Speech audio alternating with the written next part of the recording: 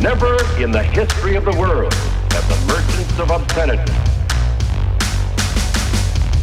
had available to them the modern facilities for disseminating this filth. Disseminating this filth. The onslaught of the communist masters of deceit. Pinko, Commie, Slutz. Pinko, Commie, Slutz. Pinko, Commie, Slutz. Pinko, Commie, Slutz.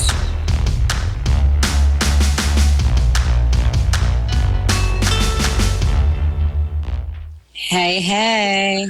Hey. Hey, we're all here. This is very exciting. How's everyone doing? Pretty good. I'm feeling good.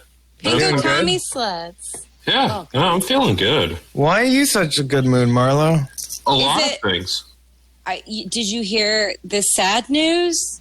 What sad news? Wilfred Brimley died. Oh, finally?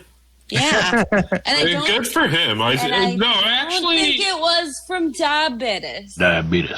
I don't know what it was from. I just saw the headline. Yeah, that would be good if you died from diabetes. But, I don't know. I mean, I'll take a Schopenhauerian response to that and say the man was probably in a lot of pain, and it probably is a good thing that he's finally passed from this earth. I'm feeling good right now. Why are you feeling so good? Okay, number one, Jersey tomatoes are in. I've been having tomato sandwiches for lunch every day. Lovely. Number two, I did the thing where you start a new book and you pretend you're Voltaire in a Parisian salon, and you just drink a pot and a half of coffee and maniacally fucking read and then talk to your parents' puppy about Eric Williams. And then you pass out by 12:30, and that was fun. And yeah, I don't know. Also, I rewatched the Simpsons episode recently. So yeah, having a good day. Very good. Very good. How are you doing, Steve? I'm also having a good day. I'm in New Jersey right now, using my brother's gamer gear to record the podcast. I have a hanging microphone. Are you in the shed, dude? No, I'm not in the shed. For those that don't know, my brother has a man cave shed. Okay. His brother is the world fucking champion at being an but in the Hey, he's gonna be listening to this. Okay, his brother is and Wait, are we 100% should we actually edit that out? Yeah, Matt, just bleep all of this. Also, I had a bit where I'm going to say the name, and Matt also bleep when I said there and also there. Yeah. Anyway, no. Okay, so his brother, at a certain point, his parents just were okay and became Neville Chamberlain appeasing the Adolf Hitler expansionism that his brother was putting forth. And yeah, so they were you know what, fine, you want to smoke weed and all, just do it in the shed out back. And then he made a fucking Little Rascals He-Man clubhouse in this little shed, and it was fucking awesome. Yeah, he had heaters. Yeah, no, I remember he had being in there in the depths of winter, warmed by a space heater, smoking out of your brother's bong, and then going in and seeing your mom, and she's like, "You're high," and I'm like, "Yeah." Yeah, no. He also had a TV screen with video games. Yeah, I played the video games. A lot. Okay, so now my brother moved that shed upstairs from my parents. The physical shed or just the things in it? No, just the things in it. Okay. He's built a computer and now has a Twitch stream for him playing FIFA. if anybody wants to track down my brother on Twitch. Actually, that's a good question. Yeah, you should probably know that before plugging your brother's Twitch. See, I'm doing so good at fighting for you. He needs 50 people to follow him before he can start getting premiums. And okay. I'll give him a follow. Yeah, fuck it, dude.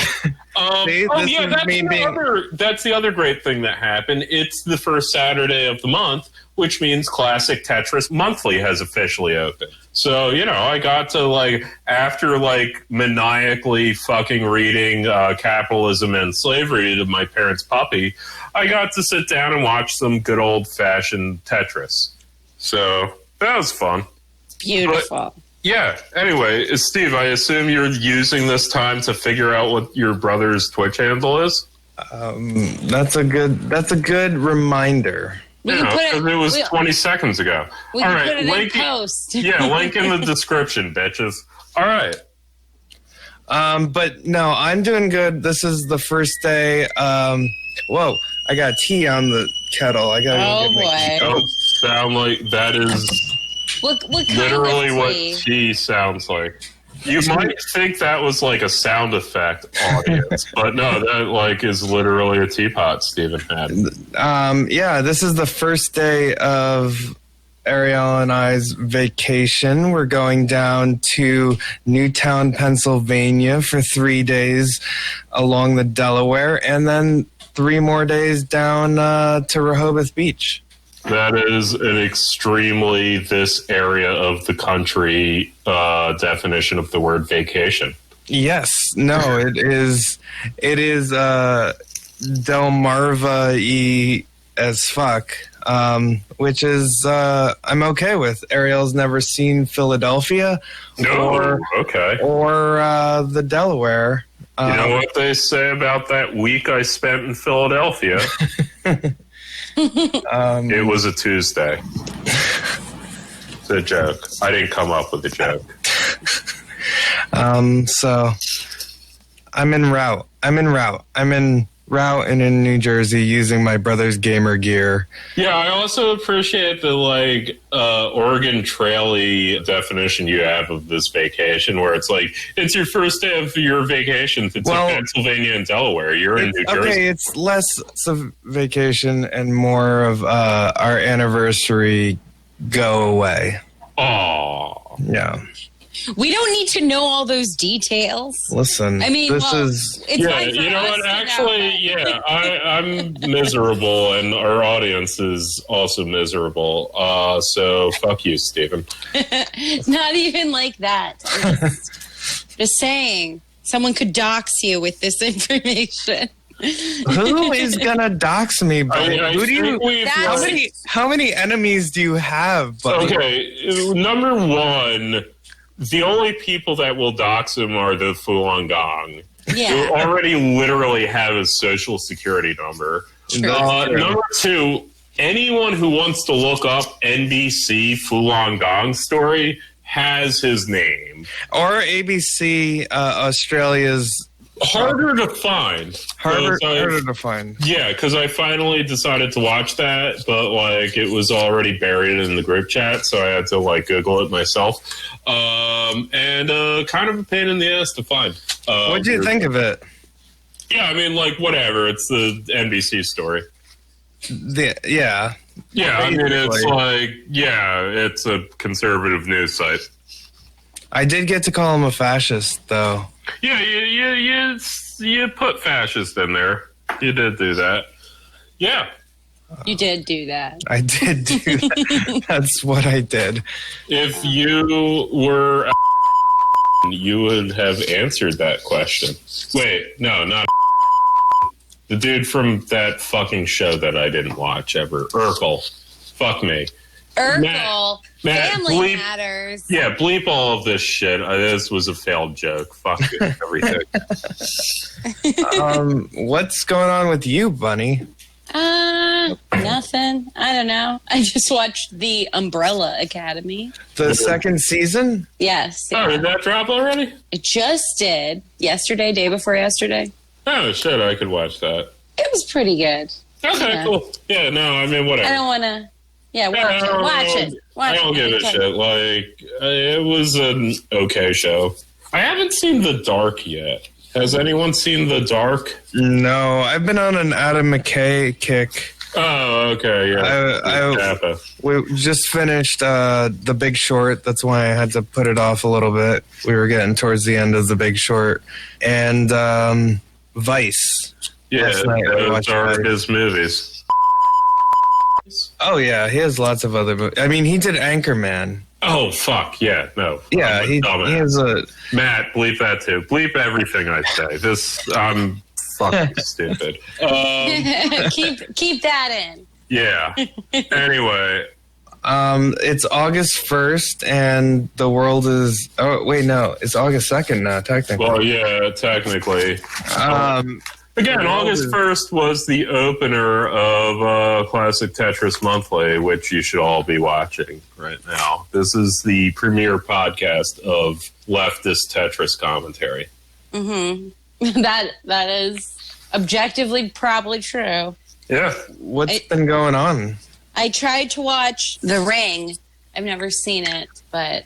How was it? It's very long. I didn't finish it, so I'm gonna die in 7 days now, and I don't even know how the movie goes.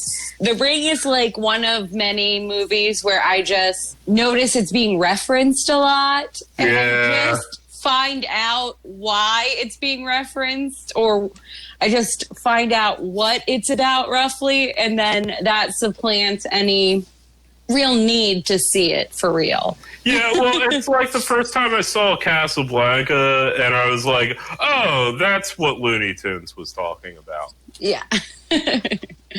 Though I have seen the movie that The Ring is based on. The Japanese one? Mm-hmm.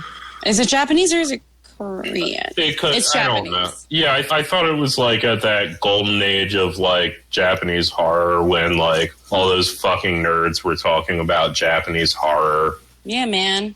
Well, I'm sure I saw it somewhere around the time I was really into Battle Royale. Yeah, that was like the more normie Japanese. I mean, like, my thing is I straight up don't like horror movies, and it creeps me out, and I don't gives think me Battle nightmares. Royale's Yeah, but like Battle Royale was the included in that bag of nerds who like Japanese horror.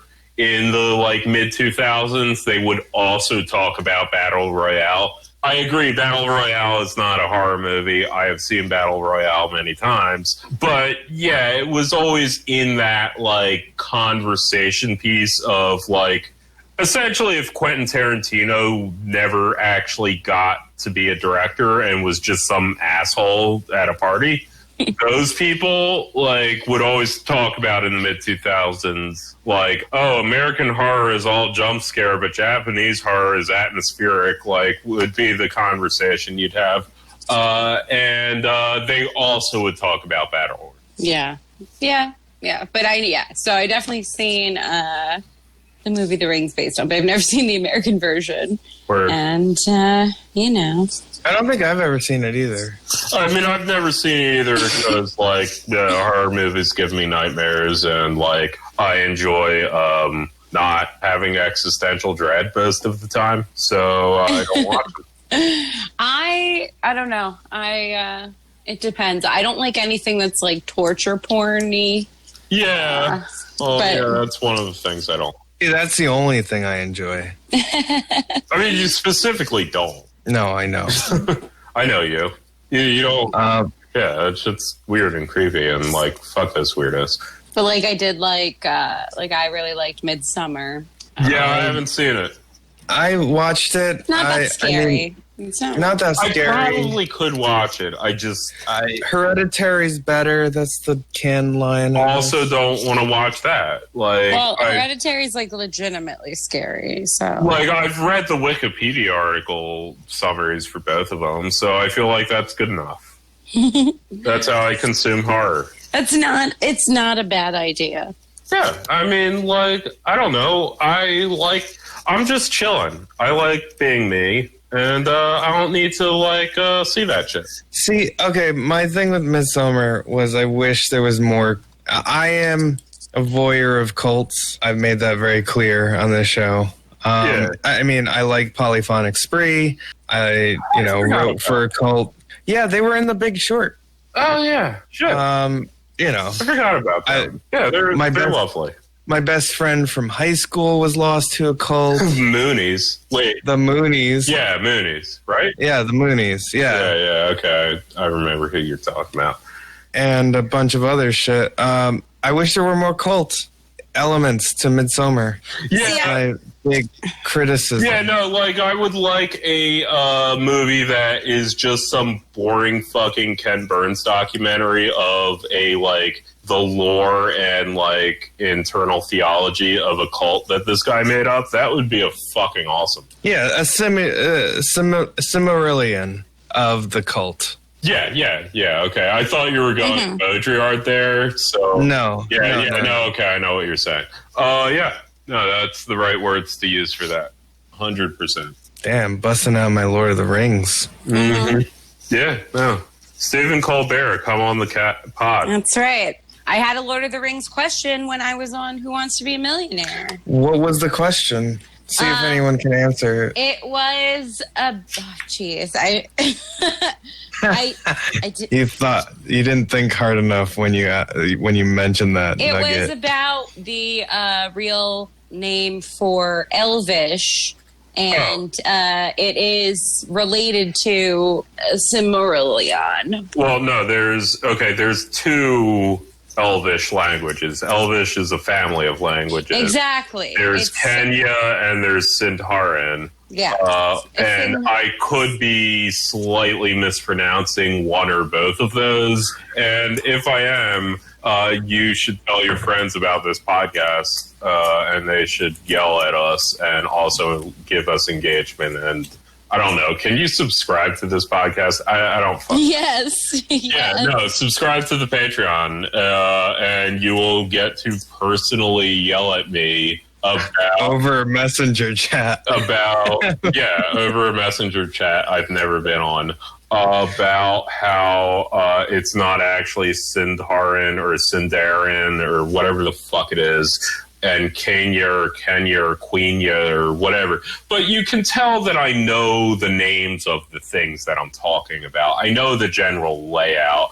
I'm not some who simply says Elvish and treats that like a language. I could answer that question in a... No, you don't sound like a at all. Yeah. Good. You don't even know what the fuck the question was. I was just giving the context. Jesus Christ. Okay, if you gave me a question in that context and I had to pick from A, B, C, or D, I could do that. Well, good. So did I. I did do that. So. I trust that you could, because I respect your basic, similar to me, quasi broad knowledge of a bunch of shit. Okay, is this an attempt at a segue? Is it? Wait. Are we segueing to something? No. The girls don't have. The Red Scare girls say. Yeah, no, we could actually segue to that. That would work. I wasn't planning that, but good catch, Bonnie. That's right, autism. This is responding to one of our competitors, our close competitors. Yeah, no. They have a communist name in their podcast title. We have a communist name in our podcast title. They're not communists for some reason, but they are Russian, so I guess it counts. I guess, but they're like wrong kind of Russians, if you ask me. Okay, again, the would call them Nazis. They're not really Nazis. They're certainly not, and this is my ongoing analysis, they're not quote-unquote class reductionists. In fact, I would say they're not class reductionist enough, but Yeah, they have this weird cobbled together from like just reading the wrong thing out of Mark Fisher and for also, sure. and also like some neoconservative. Well, yeah. So or actually paleoconservative critiques of. Come on, let Bunny talk. I'm sorry. But that's what she tweeted about women faking that they have autism so that they can obtain preferential treatment. It's very much on brand with the Red Scare girls, where they are disproportionately preoccupied with policing women, policing specifically, I think, bitches who think they're cute. I'd say. They just have turned cattily talking about people from Brooklyn they hate into a political ideology. Well, don't forget about the amphetamine use and like the weird fat shaming as well. Yeah, no, they're bitchy Brooklyn girls who bitch about other Brooklyn girls, but they like contextualize it as somehow being politics, which is like cool, I guess. I think they officially say that they are a critique of capitalism and feminism. So I think that's where some of the clunkier views come from, because they're out here to critique feminism. I mean, like Rosa Luxemburg critiqued feminism. Well, yeah. And capitalism, and she was like good at it. Yeah, she was like, oh shit, throwing down the gauntlet. Yeah, it's just whatever. That's right. Like, Rosa Luxemburg fucking care. Go on Red Scare. But yeah, I do think it's interesting. The part of it, everyone's fixated on the idea that it's ableist and whatnot to imply that women are faking autism when, we know women are probably underdiagnosed, etc. It is ableist, and like the argument essentially started from the observation of why is it that women who are autistic don't dress like slobs and like are shaking and drooling in a corner of the room. Like that is like, if you like go back to the original tweet a person was responding to, was like essentially like, how is she autistic if she's hot? Like that was literally the fucking tweet. It's the dumbest fucking thing. And it should not be mistaken that, like, yeah, I get that, like, liberals and, like, oh, the quote-unquote Tumblr left and, oh, my gender is autistic or, like, whatever bullshit that you think you're, like, critiquing. But, like, no, the actual criticism that she was favorably responding to is this person cannot be autistic because they're cute. Like, that's it. And it... Yeah. The stupidest idea in the world. She also said that these women lack maternal instinct. And that's the other thing I find is a frequent theme, is like this real preoccupation with the idea of maternity and like maternal instinct and like how it's so wrong that people aren't having babies, kind of. I mean, she 100% reifies like every aspect of ideology, capital I. I mean, yeah, I mean, it's like, it's not a critique of capitalism. It is essentially conservative. And, you know, that's the thing that I get pissed off when people talk about, oh, the class reductionist. She's talking about maternal fucking instinct. That's not class reductionism. Mm-mm. Can we talk about class reductionism? Because I've been meaning to write like a fucking script for this, because like it's a thing that I've been like thinking about a lot. Well, it's been a debate in kind of theorists. Because it's come up time and time again, both as kind of the, I would call it super conscious, whatever. Like it is a thing that people project on things that they don't like that other people say. Okay, give an example. Adolf Reed was called a class reductionist. Adolf Reed I'll give credit to. Like, Adolf Reed has a... But can we define what it is? Well, okay. For people that don't know the debate about what it is and what it isn't. And I feel like a lot of people misuse the term to just mean things that they don't like. Yeah, so 60 minutes into this already? No, god damn it. Okay, I'm going to need a drink if this is where we're going. I think we need to, Bunny, you fill some open space. Yeah, so... well, Bunny, like, do your stand-up that you're not doing because of coronavirus.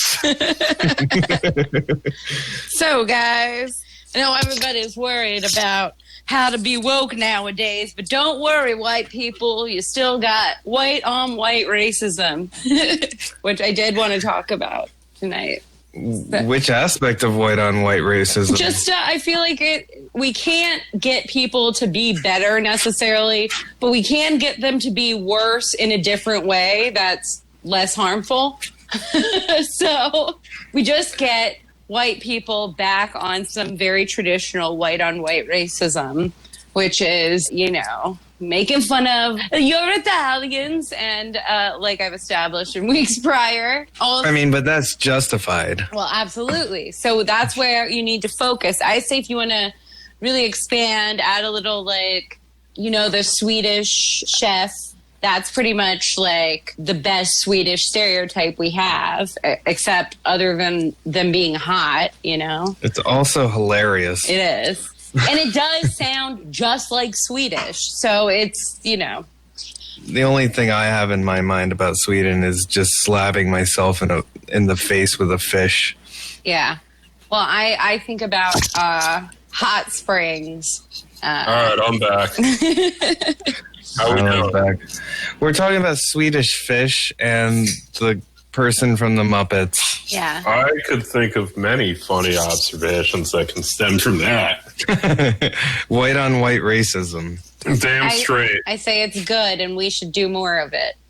Yeah, Ben Franklin and all. Anyway, and also H.P. Lovecraft. We should consider him in the canon. Okay, so class reductionism. Are we talking about that? Because that's... Well, was your stand-up about white on white racism? I do stand up about white on white racism and how I did essentially do the premise just now while Marlowe was getting a drink. Yeah, I do think white racist, they just need to get preoccupied with the white on white racism, and that will eventually give room for people of color to just flourish because the white eye of Sauron, to continue our Lord of the Rings theme, will not be on them. It'll be on the Italians and the Polacks. No. Do you have any dates to plug? No.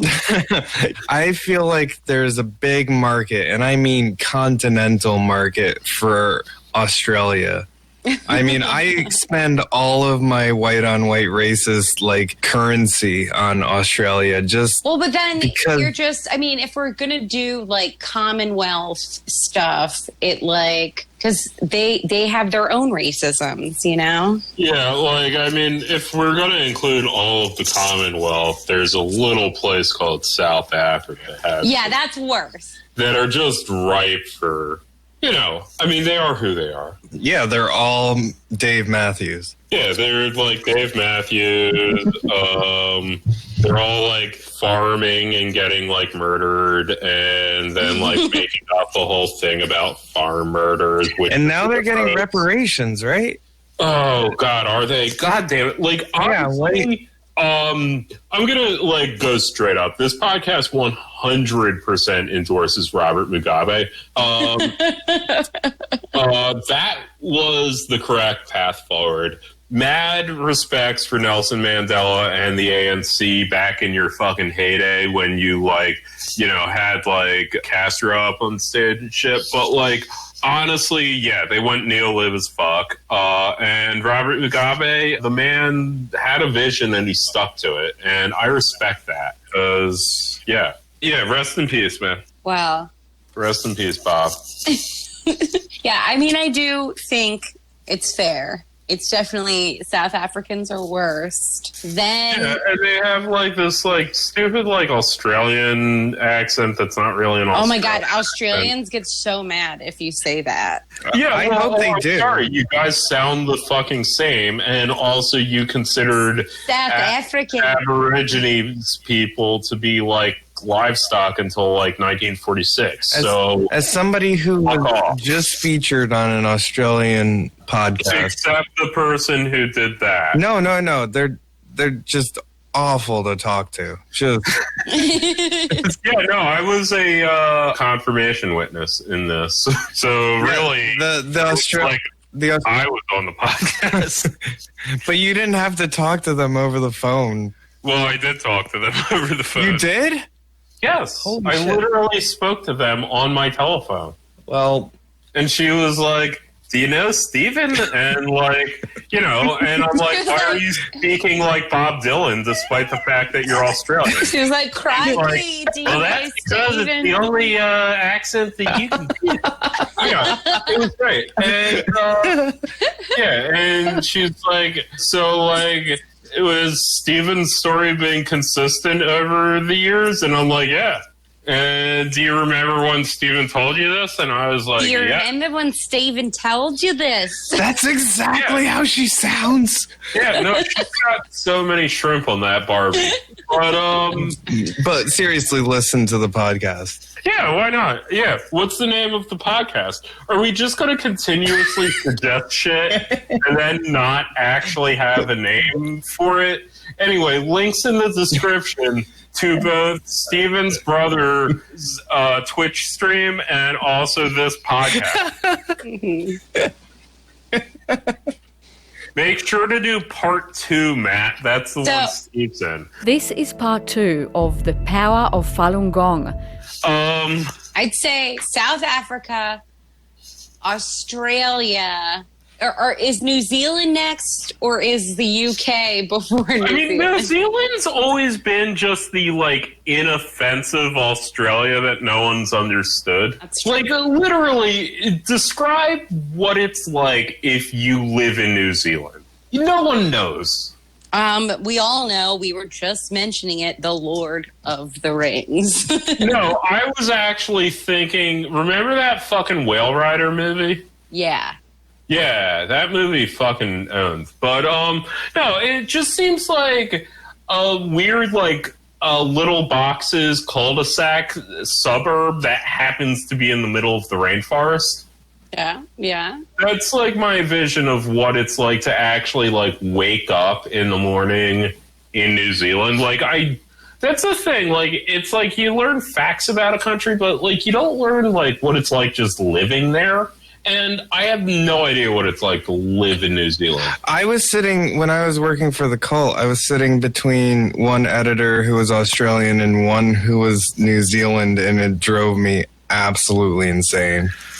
Did you play out the, like, Flight of the Conchords thing? Yeah. But, like, both of their humors were so passive that the amount of response was just a stifled grin and then like a grimace afterwards in the back of their minds, but not I mean, on they their were face. also weird fucking cultists, which, like, transcends. So you can't, like, judge what it's like to be a New Zealander from that, because it's also a fucking weirdo who's in a cult.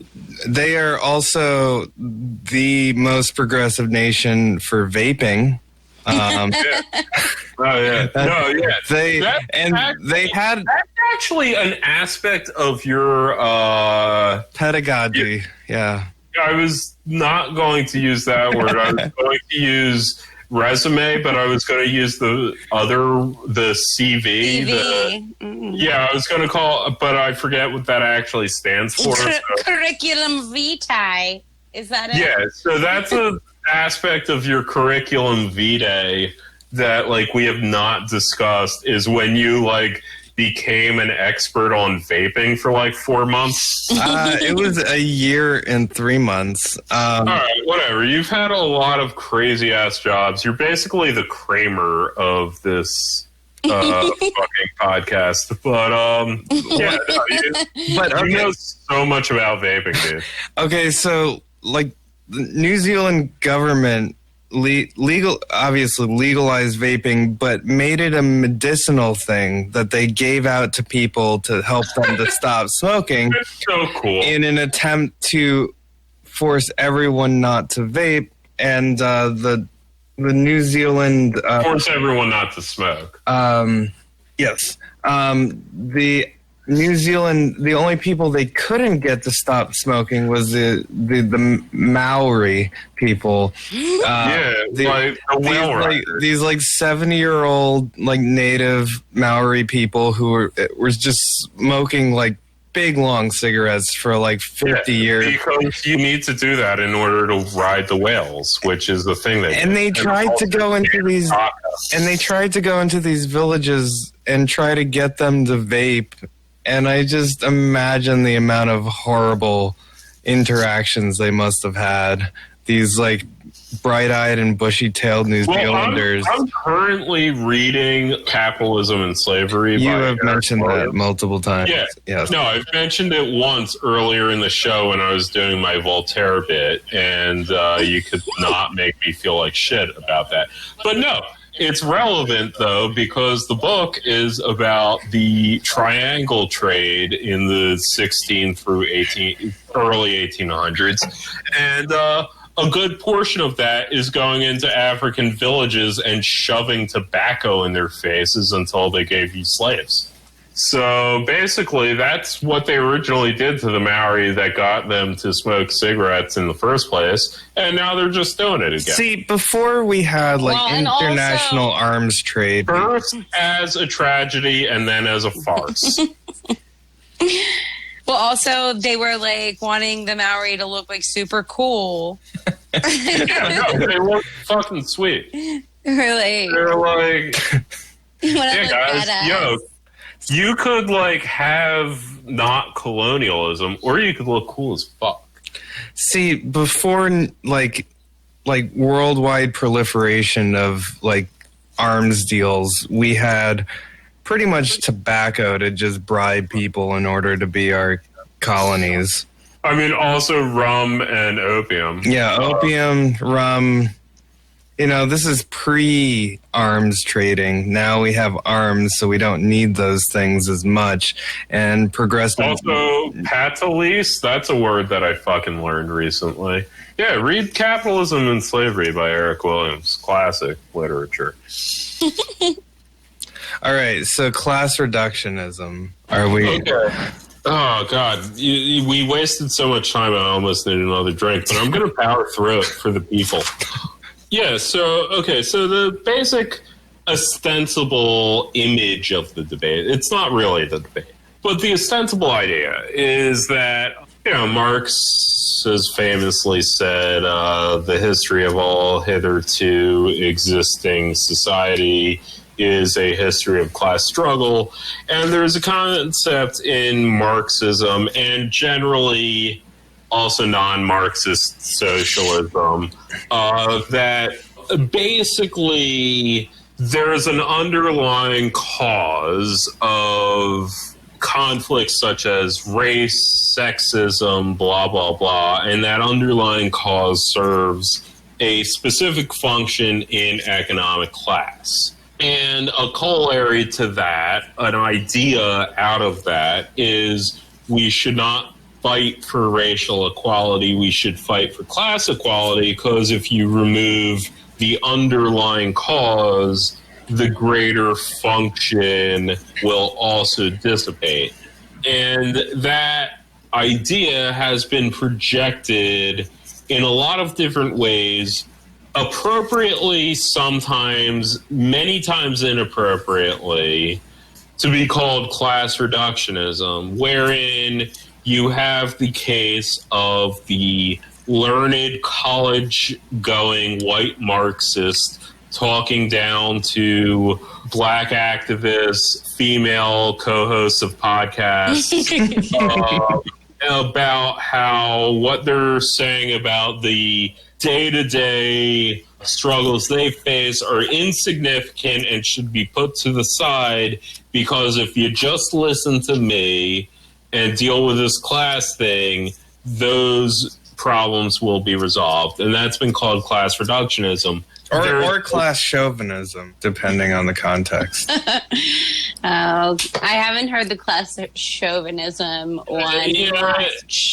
but I've heard Marxist chauvinism. Marxist chauvinism is... Yeah, but okay, so the issue with that is, number one, that in and of... Because there's also, I mean, ironically, that in and of itself is a very reductionist way. What I laid out is a very reductionist way of looking at what generally happens. And also, it's become so generally applied to people who just happen to be racist and sexist, but also say capitalism is bad. And then we say, oh, that's class reductionism. And it's like, no, it's not actually. It's also not talking about class. Yeah, it's also applied to anybody who has any idea about these sexism, racism, etc., being part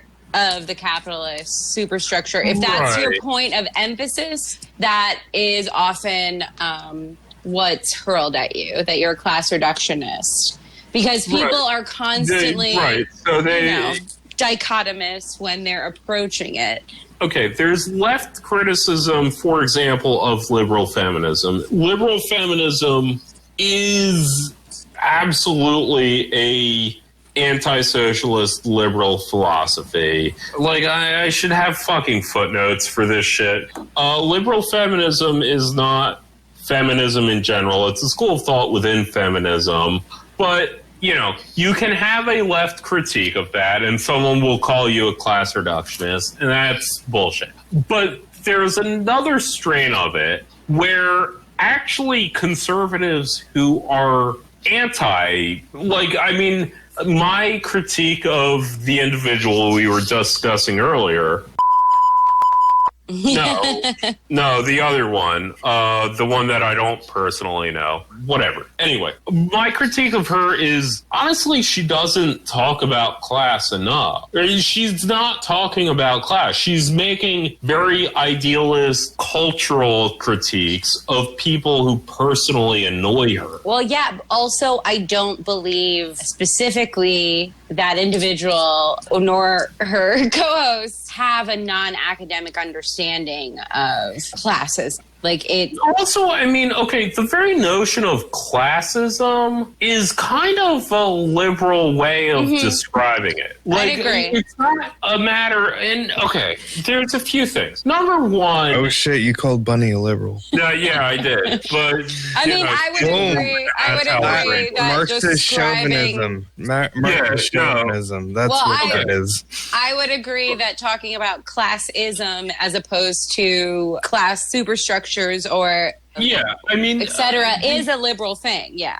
Poor people aren't poor because I'm prejudiced against poor people, so I don't give them money. Poor people are poor because the material layout of how we distribute resources denies resources to some people, and those people are called poor. Like, being poor is not like an identity that exists in some abstract sense. It's whether or not you have access to resources. I mean, more precisely, because now I'm being very un-Marxist, more precisely your relation to the means of production, and also it's not being poor, it's being proletariat or working class or what have you. But the idea of classism suggests that, like, oh, we discriminate against the lower class because we think they're, like, dirty or different. No, we discriminate against them because we have laws in the country that says you need to, like,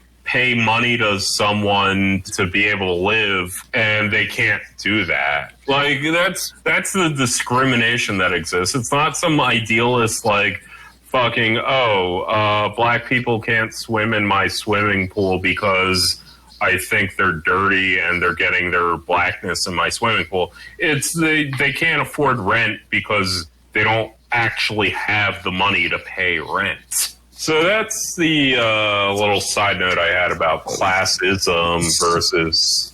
So then why is Adolf Reed, why is it that people who...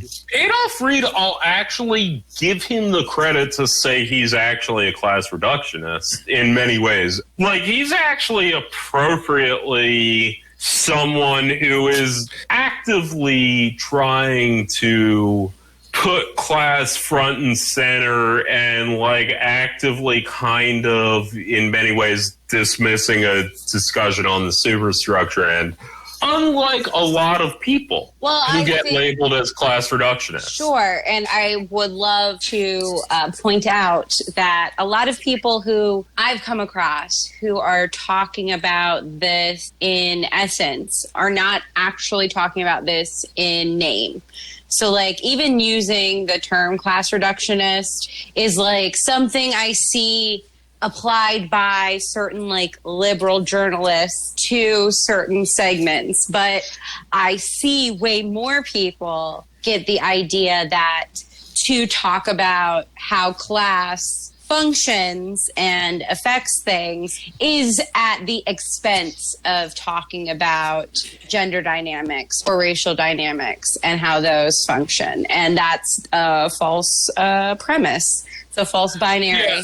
But specifically, these people we were talking about, I guess I just meant to say I don't perceive them as people who came to elements of awareness about class organically. I mean, okay, it's also like kind of this, I think it was originally at some point called the euphemism treadmill, where like, okay, I'm going to just say the word. We had the word retarded, and it literally meant people with mental illness, and it was like an improvement over calling them like possessed by the devil or whatever. I think twits was a good word for it. Yeah, anyway, and then eventually that became a bad word, so then we called them special. Spastic is also big. Yeah, no, but, you know, there's this whole, like, idea of this, like, you start with a word that is a euphemism for another word, but then it becomes that word.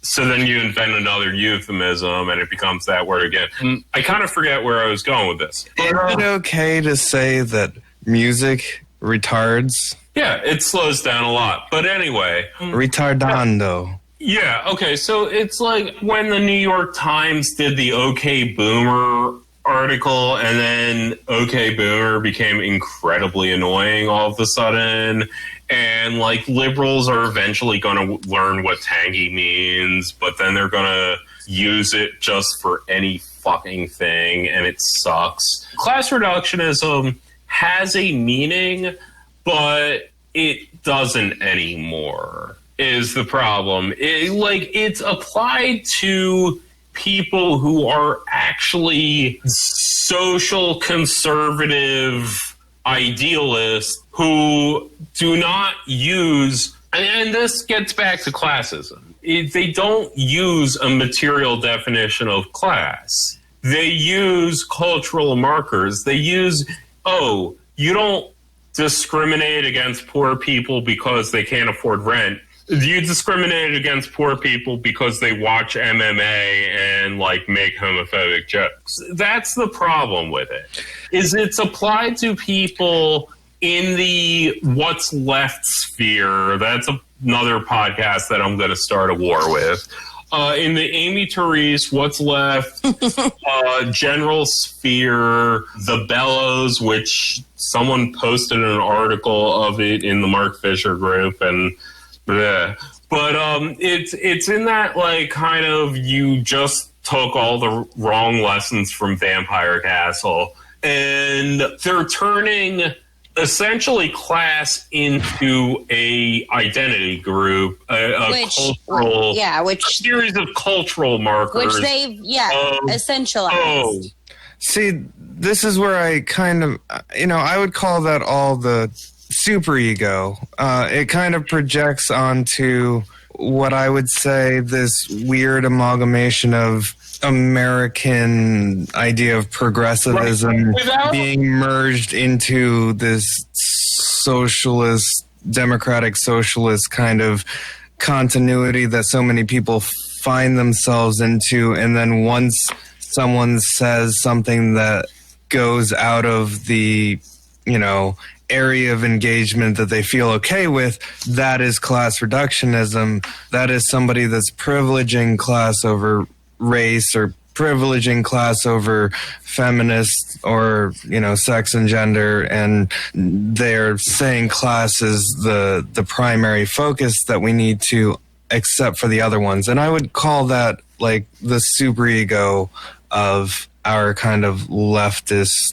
It's very American. Okay, I think I have a concrete example, actually, of what my problem with this is. And my concrete example would be AOC. This is not an endorsement of AOC, but she got called. We never would do that. Yeah, I would never fucking do that. But send feet pics. But anyway, no. So she got called a fucking bitch by a Republican congressperson. And she made a speech where she's like, "Oh, that was sexist and fucked up, and I fight for my constituents and blah blah blah." And you had this segment of ostensibly left Twitter handles say that she was grandstanding, and I have a problem with them doing that. But then the critique was they were being class reduction. And this is my issue. Because... Wait, okay. I need to... Okay, that. Okay, so the same Anna handle, love TrueAnon, but yeah, Liz from TrueAnon handles all a Sean McCarthy... all those fucking podcasts, people in that sphere... kind of started turning this into a criticism of hers, that it was somehow grandstanding or whatever. Oh yeah, it's it's not they've been waiting they to called do it that. Right, they called it liberal feminism, and they just this, don't that, like and the her other thing. personally. Right, fine. But my issue is they then got criticized in turn for this criticism by being called class reductionist. And this is my problem with the way people use class reductionist, because nothing about that is class reductionist. It is a cultural critique. It is an idealist critique. It isn't a class critique. There is nothing that is class about that. But it involves reducing the working class not to someone who has a certain relationship with the means of production, but to someone who is okay with calling someone a bitch. But that's the argument that's what I was trying to suss out, if that was the argument. And this is what irritates me, at least in the Twitter sphere, when this comes up, is that is not there are certain things that one could argue in certain circumstances. Yeah, crass language is more common among working class people, but somebody just calling you a fucking bitch at your place of work is not... You get to make a grandstanding speech about that. Exactly. What are you talking about? It's absurd to act like there is a quiet working class way that would be handled. The entire idea of... Marlowe, let her talk. Just the entire idea of grandstanding is a upper class fucking context. The idea of somebody being too loud and too dramatic, that entire thing is born from prioritizing being reserved and discreet and etc. So it's laughable. No, that's 100% true. I mean, my general thing though, and I take for granted that criticism of AOC was horseshit, but the reason that criticism was horseshit was not class reduction. It was actually an insufficient amount of class analysis. Yeah, I agree. It was turning the working class from a material relation to the means of production to a series of this image of a crass fucking auto worker from 1950s Detroit I have in my brain. Yes, which the entire idea is that then recontextualizes the other congressman. I don't even know his fucking name. The one who called her a fucking bitch. On that Yo-ho? Yo-ho-ho? Yeah. Yoo-hoo? No-ho-wo-ho. No-ho, homo, no homo, yo-ho. That recontextualizes him as the lower class party who is just communicating in the only way he knows how. Yeah, like, no, he just had like this Cockney accent, like, "Oi, Alexandria Ocasio-Cortez, that's a right blarney fucking bitch that you're doing." Like, yeah, like he's some fucking Dickensian goddamn orphan. He's got chimney smudge on his cheeks. See, okay, so here's my comment other than the one, it kind of builds on what I said before, but I think a lot of this goes back to how we're taught to internalize or at least process criticism. And I think a lot of it starts in the academy because all of these people are all college educated wonks who went to the academy, and the way it's taught in the academy, and I think this ties into it, is that you take feminism classes, you take Marxism classes, or I don't know, neocolonialism classes. At least I was in literature classes. I was even taught a class where you do one criticism style per class, and then you write a criticism in that mode, I guess. Like if you read a book and then you write a feminist critique of it, or you read a book and you write a Marxist critique of it, and you read a book and you write a post-colonial, or you write a deconstruction or whatever. And the way is that it's taught is that these things don't intersect, or that it does intersect, but they have distinct tensions that lie within them that make them criticisms. And I think that this way of teaching college students is extremely capitalist by design, in that it offers this idea of a marketplace of criticism. Yeah. And that marketplace of criticism, much like the hierarchy of identity oppression, works in this way that if you buck, and say this is just liberal feminism grandstanding, then necessarily you're falling into a different criticism as you've been taught in school, coming from the Marxist tradition. Therefore, you're disowning or disavowing the feminist critique and siding with this other plot of land that's the Marxist critique, and the two aren't congruent with one another.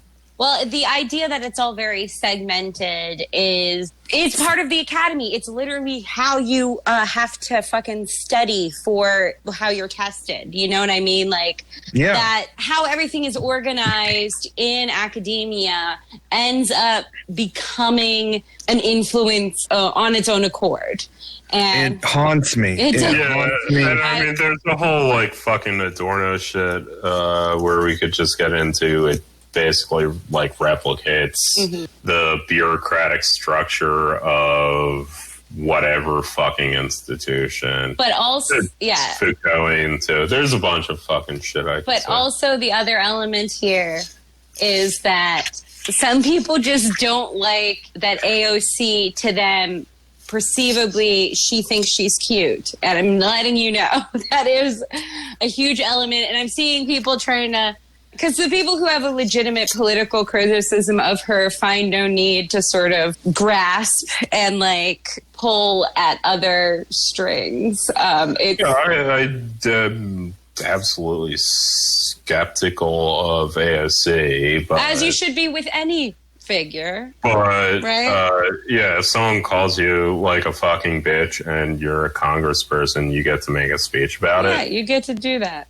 Like, it's just the rule. I think it's... Well, and I think it's like one layer of people who just in general don't like it when bitches think they're cute. But then there's another layer of they don't like it when other bitches look at her giving her speech and get too excited about it.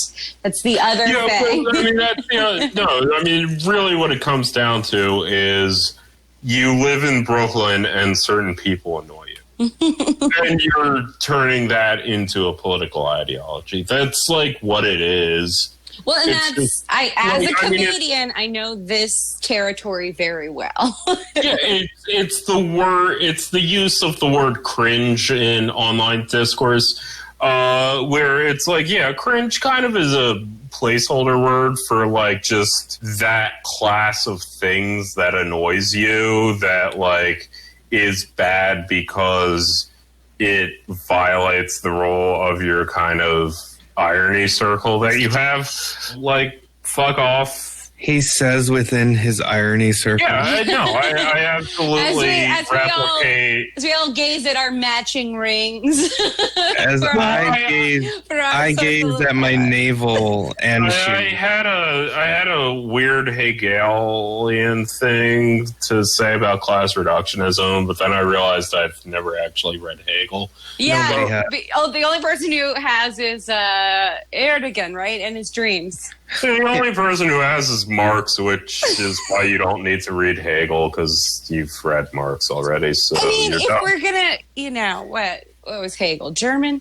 Yeah. Yes, they are all German. If you're gonna be an idealist, do you really need a German version of it? Yeah, I mean, there's a whole book on that called The German Ideology by Karl Marx and Frederick. Way to run into the point and then continue going through it. Yeah, anyway, the point is, like, I don't know. The point is that Joe Biden is choosing Kamala Harris. Yeah, but he's delaying it by a couple days since Politico leaked it. Now he's got to make it seem brand new. Well, I mean, he could delay it by a couple of hours because he doesn't have short-term memory. So, like, well, one of my friends has a really good theory about his cognitive abilities, and it's that every single place that Joe Biden's ever lived has had a high amount of lead poisoning in the water. So he's just a late-stage lead poisoning victim. I would also say a shit ton of swamps. Yeah. I don't know. I just imagine Joe Biden taking his shirt off and having a bunch of tattoos, like, written in reverse that he can see in the mirror to, like, give him. And he has a bunch of, like, Polaroid pictures in all his pockets. And some guy, Lenny, who... Yeah. Don't trust him. But, yeah, no, like, I don't know. I feel like his strategy is, oh, shit, Kamala Harris got leaked, and he, like, desperately tried to find a Sharpie to write, like, Kamala Harris got leaked on a Polaroid, but he, like, didn't because Kamala Harris hid all the Sharpies. Well, because last time he accidentally gave himself a Hitler mustache. Yeah, so well, you know. He got to hide Yeah, those because he lost the Polaroid that said, don't give yourself a Hitler mustache. Oh, my God. Shit, I could rewatch that movie. Fucking, you know what? Fuck the haters. Chris Nolan fucking owns. It's one of his only good ones. It's one of his many good ones. Chris Nolan is the greatest director of the 20th and 21st centuries. And yeah, good for him. All the freshmen in college who have the posters on your dorm. I don't know if that's a thing. That was a thing in like 2006. But like, you know, all of you guys were right. And like, don't listen to the people who tell you differently. Dark Knight Rises, fucking masterpiece. I rewatched it. Not a good movie. Yeah, you say that. You don't have the sufficient. The third one was so much better. The graphic. No, that's why I said Dark Knight Rises. Yeah, he was talking about the third one. Yeah, that's what I said. You're right. But like, also Dark Knight is also good. Dark Knight Rises. If you were a comic book fan in the 90s, it was very satisfying way to bridge two major Batman graphic novels, series of the time.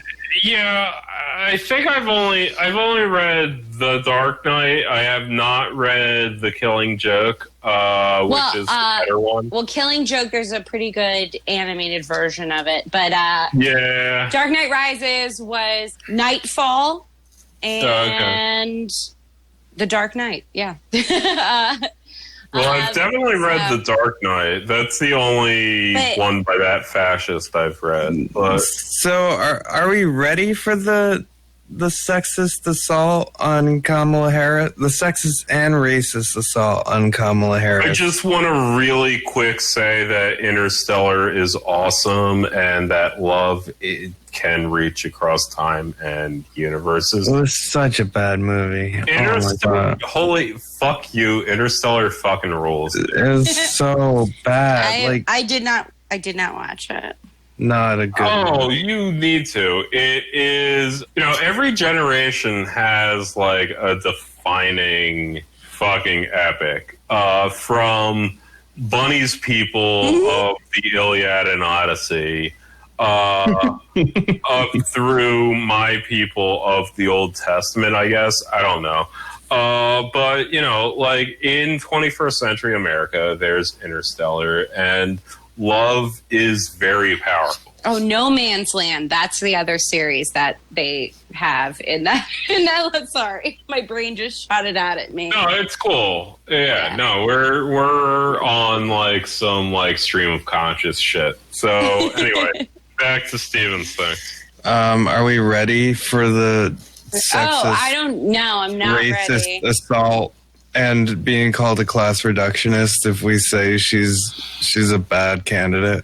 Yeah, I mean, is it being ready to just like know that it's there? I'm still holding out hope that it's like not going to be her.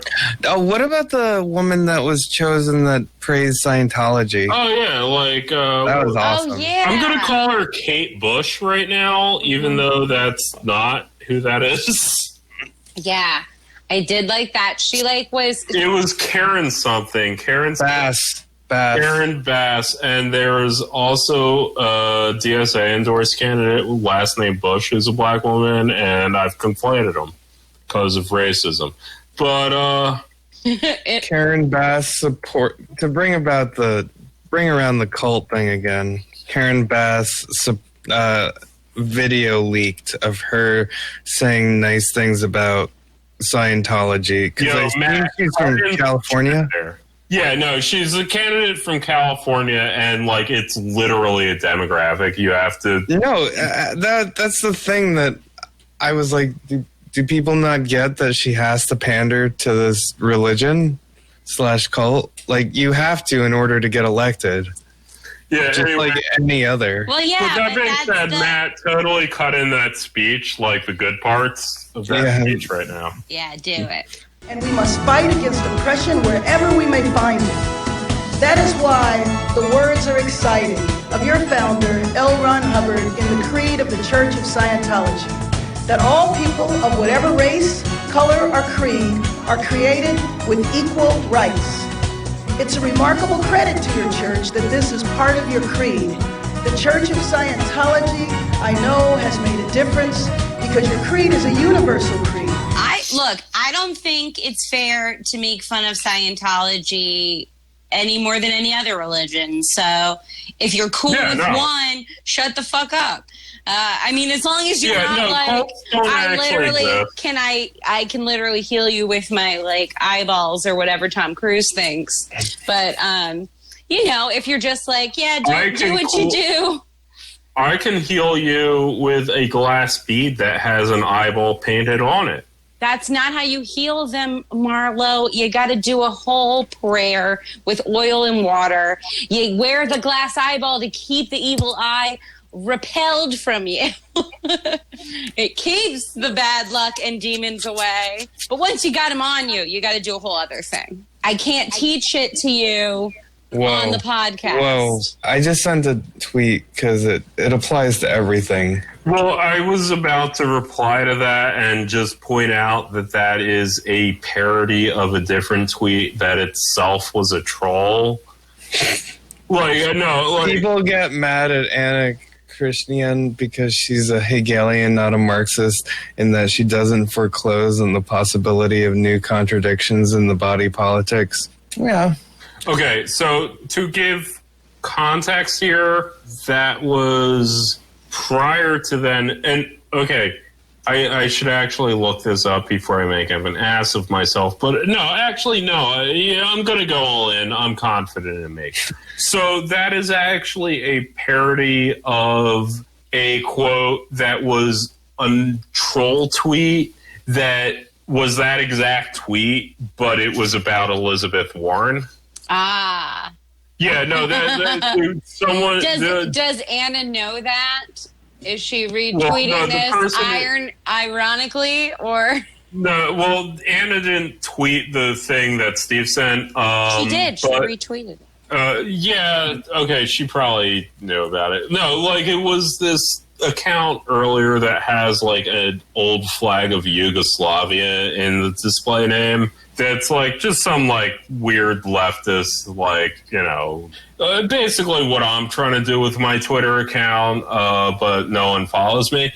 Follow Marlowe's Twitter. Yeah, I'm not going to say what it is. But anyway, yeah, no, it was the exact same word-for-word tweet, but it was about Elizabeth Warren. Elizabeth Warren isn't actually a liberal. She's actually this hyper-Hegelian and is like... I just love how... Bernie Sanders. Yeah, I just love how as political discourse ebbs and flows and develops, we ultimately go back to this Platonic ideal idea. Like actually, she's this special kind of Hegelian. We're so dumb. We're so dumb. Like, the concept of Platonic ideals are really appealing if you don't have an entire knowledge of what philosophy has been since Plato. Yeah, if you're just getting high in a cave.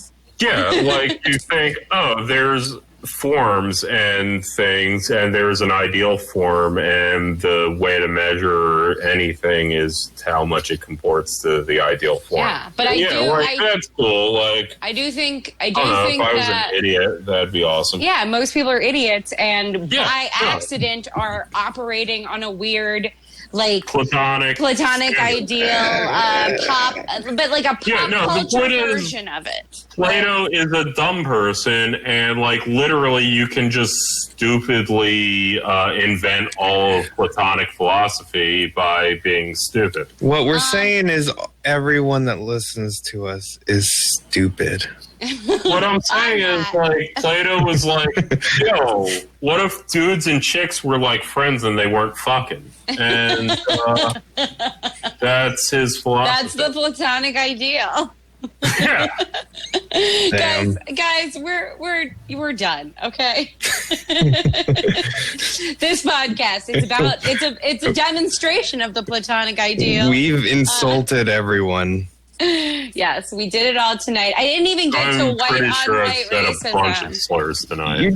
We did a bunch of white on white racism. Not enough. Can you throw in a couple more? I'm just going to say you're a Nordic. I think, Marlowe, you're an Alpine, and I'm a Mediterranean.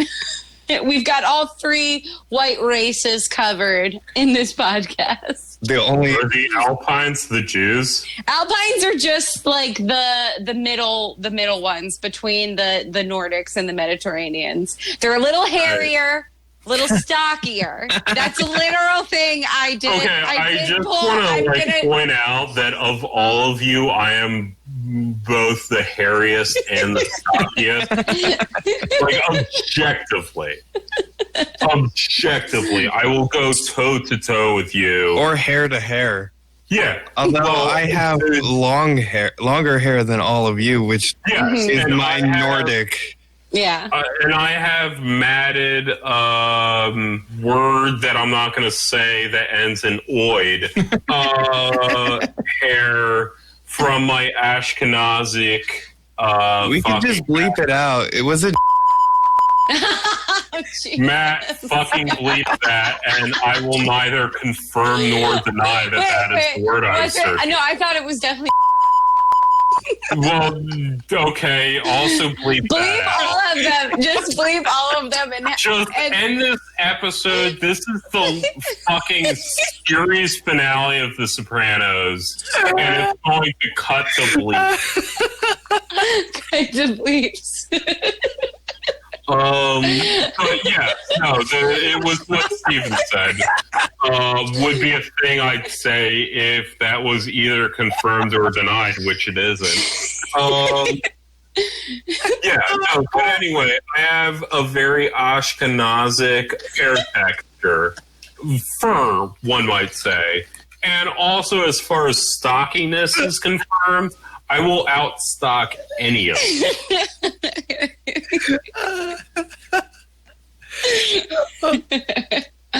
I can't breathe. It needs to be like your jungle music, but just with bleep is the end of it. Yeah, just like literally everything that we've said. Again, man, I'm going to remind you, the following things should be bleeped, including the things I'm about to say.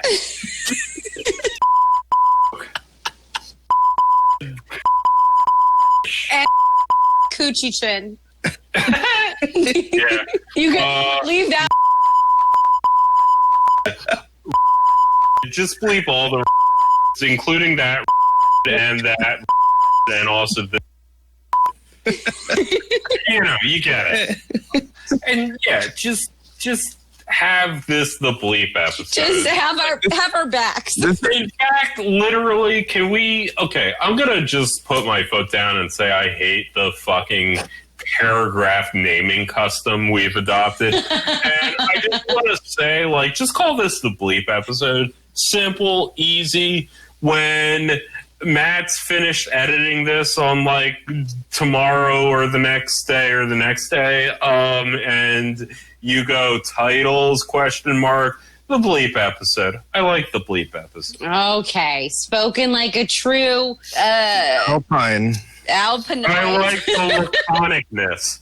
Well, laconic is a Greek word. It is. So. It's Laconia is where Sparta is. Right. Yeah. Yeah, And I they, used like, to attend. slept on like plywood or whatever. I used to so attend a laconic. Laconian dance every year, right before Thanksgiving. It was a big. This is the least laconic explanation of laconic. Yeah. Laconic Anyway. should be brief. This Hemingway. reminds me of when Adam Friedland said the N-word. Hard R. Yeah.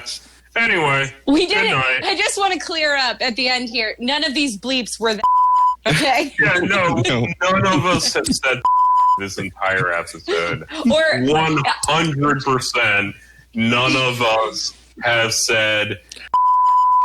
And also, Matt, if you end it with that quote and bleep out the end when I said there, that would be hilarious. Okay, but So none of us have said.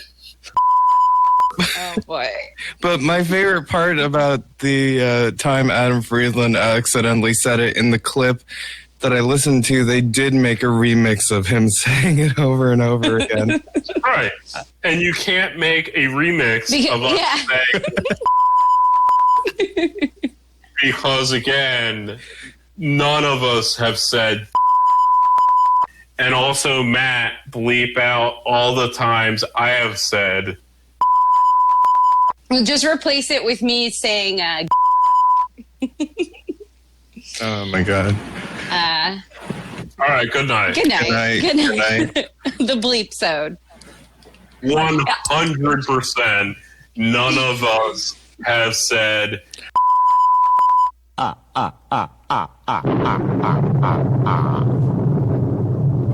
You know that I am called the Count because I really love to. Sometimes I sit and all day, but sometimes I get carried away. I slowly getting faster once I start in. it's very hard to stop. Hey, faster, faster, it is so exciting. I could forever until I drop. 1, 2, 3, 4. 1, 2, 3, 4. 1, 2, 3, 4. 1, 2. I love whatever the amount. 1, 2, 3, 4. Hey, yeah, yeah, yeah, hey, yeah, yeah, yeah. 1, 2, 3, 4. 1, 2. That's the song of the count. I the spiders on the wall.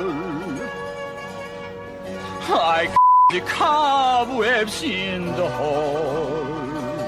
I the candles on the shelf.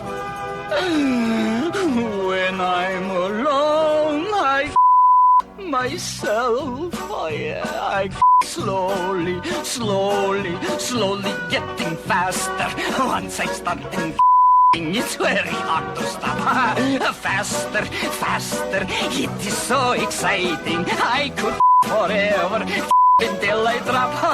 1, 2, 3, 4. 1, 2, 3, 4. 1, 2, 3, 4. 1, 2. I love whatever the amount. 1, 2, 3, 4. Hey, yeah, yeah, yeah, hey, yeah, yeah, yeah. 1, 2, 3, 4. 1, 2. That's the song. Oh.